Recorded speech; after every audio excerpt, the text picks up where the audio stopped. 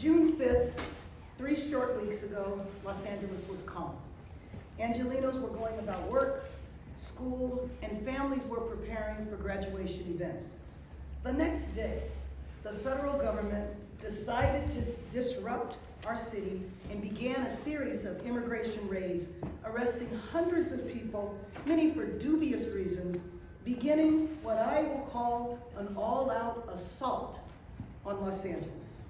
First the raids, then randomly grabbing people off the streets, chasing Angelenos through parking lots, sending in federalized troops to stand idle, protecting 2 buildings, and having U.S. Marines trained to fight the enemy abroad, stationed here and caravanning around town, intimidating Angelenos, creating a sense of fear and terror in our city.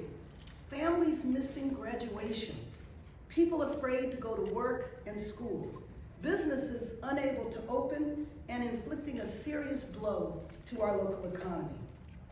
And in addition to that, initiating investigations led by Republicans in Congress, the Secretary of Transportation, requesting documents and communications with the implication that the mayor's office and the city was either negligent or complicit in the protests and the vandalism that was falsely portrayed as citywide riots, and now filing a lawsuit against the city. Again, this is essentially an all-out assault against Los Angeles. The lawsuit is an attempt to overturn the will of the city, calling for a halt to long-standing policy to protect immigrant Angelenos. We are a city of immigrants who have had policies in place for decades. Ironically, originally, the law was for public safety, so the newly arrived immigrant population that was being preyed on by criminals would feel safe in reporting crimes to law enforcement. As the city attorney said yesterday, our city remains committed to standing up for our constitutional rights and the rights of our residents.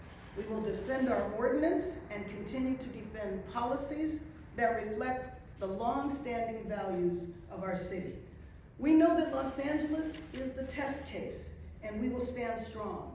And we do so because the people snatched off city streets and chased through parking lots are our coworkers, our neighbors, our family members, and they are Angelenos. Let me be clear, I personally won't be intimidated by these tactics. We will not be intimidated by these tactics.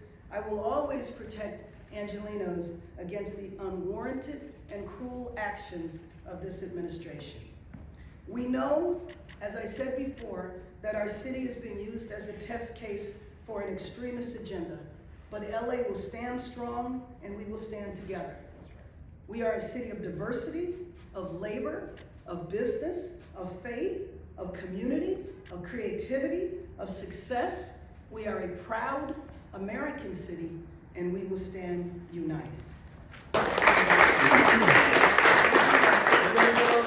go Lila and then down in front. Yeah, that was my question too. Under what conditions would the city ever comply and compromise so there can be peace?